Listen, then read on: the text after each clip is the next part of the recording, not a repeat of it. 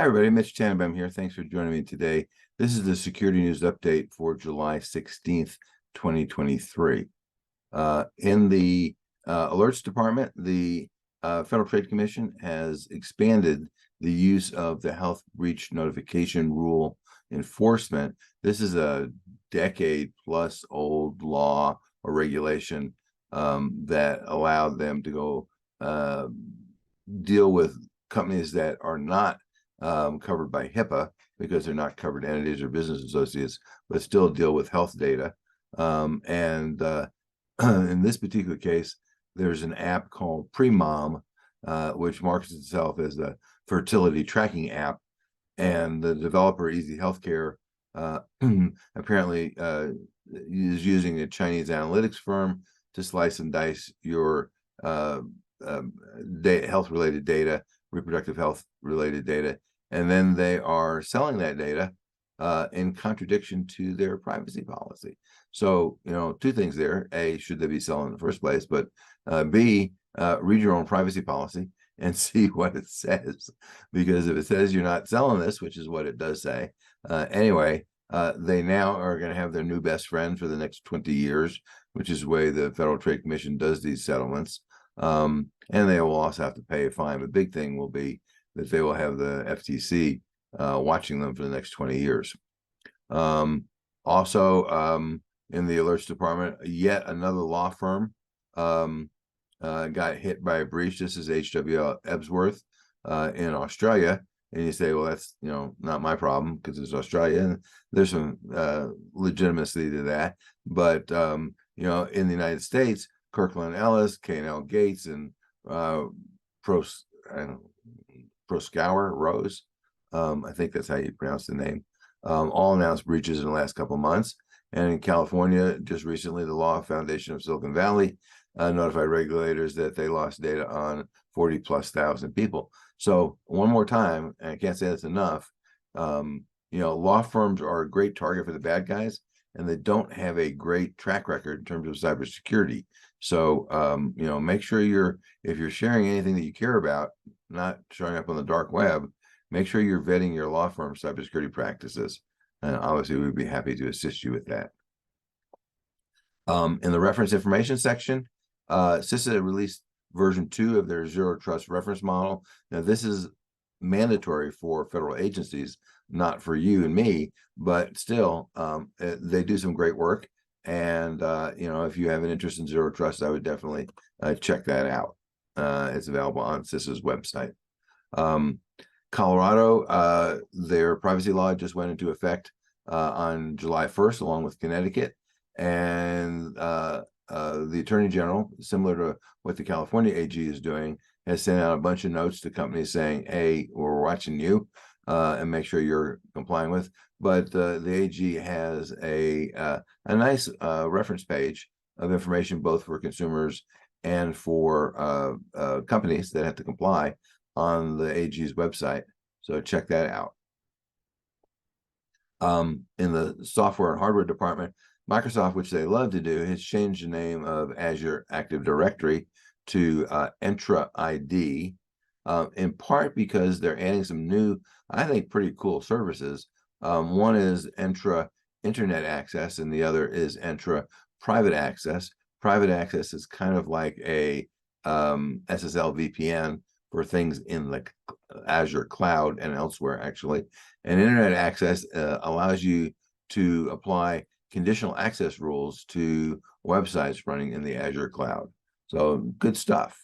In the patches, our dear friends at MoveIt, that breach continues. They have Progress Software has released 3 new patches to more MoveIt bugs. It's amazing what happens when you start looking for bugs.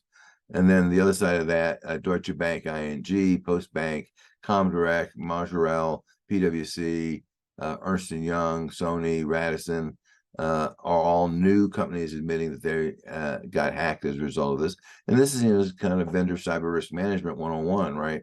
If you're using a vendor to move data back and forth, which all of these companies are, and that vendor gets hacked, then you're in trouble.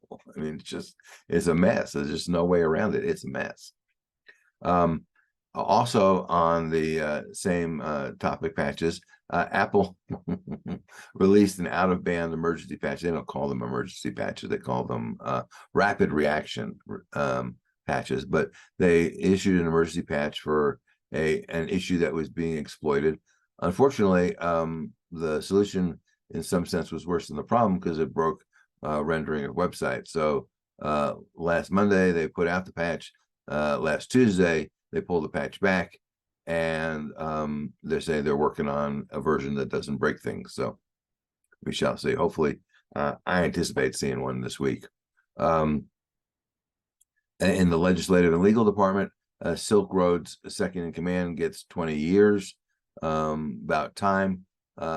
Silk Road was that dark web marketplace for drugs, sex, murder, and all kinds of other things.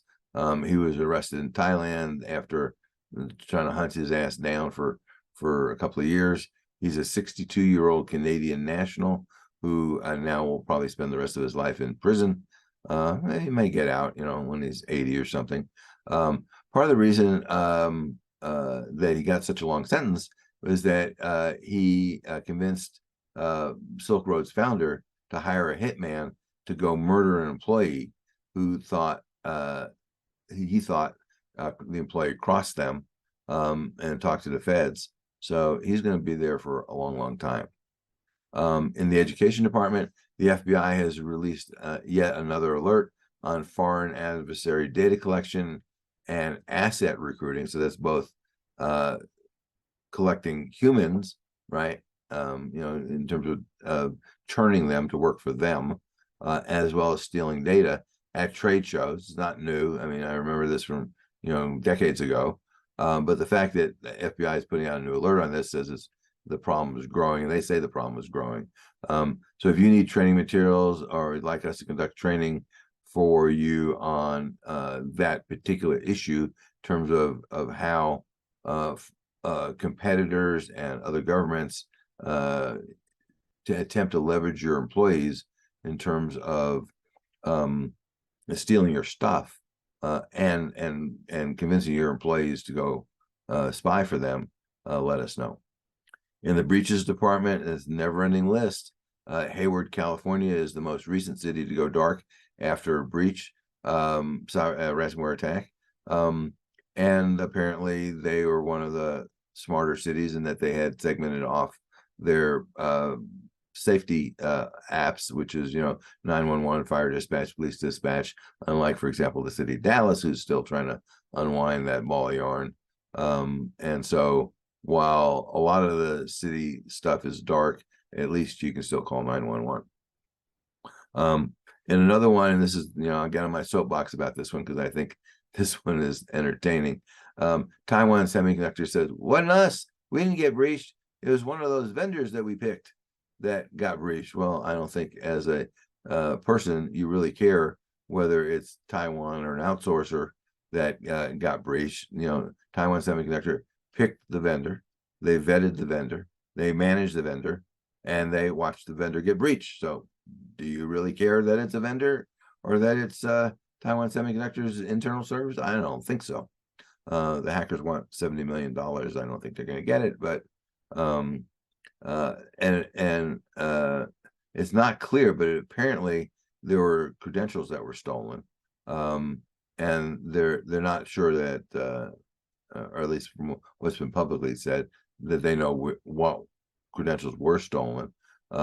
You can obviously change every credential. That could be a major challenge for a company as big as Taiwan Semiconductor. But speaking of large breaches, HCA Healthcare, Hospital Corporation of America, said they lost information on 10 million plus patients. That's a lot. HCA runs 950 facilities in 20 states, big organization, largest U.S. hospital operator.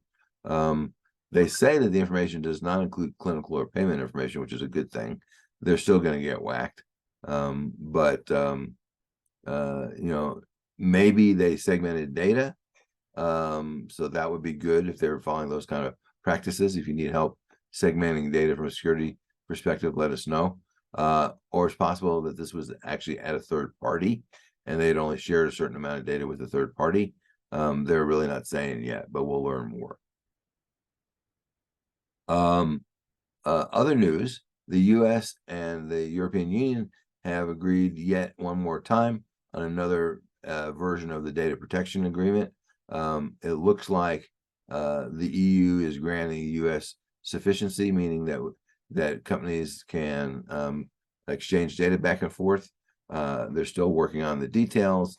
This has been going on, in fairness, this has been going on since 1995 in terms of trying to come up with some kind of agreement. This is the third or fourth iteration of it, at least. Hopefully this one will actually work. In the generative AI world, GPT, it's interesting. So, the business is going crazy. Lawsuits asking for class action status, multiple lawsuits have been filed, more are likely to come, and a bunch of them are coming from well-heeled plaintiffs.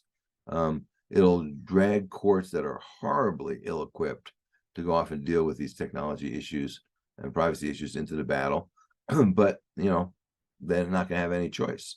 And along those same lines, what happens if ChatGPT libels you? So in this particular case, ChatGPT came up with a list of law professors who were accused of sexual assault.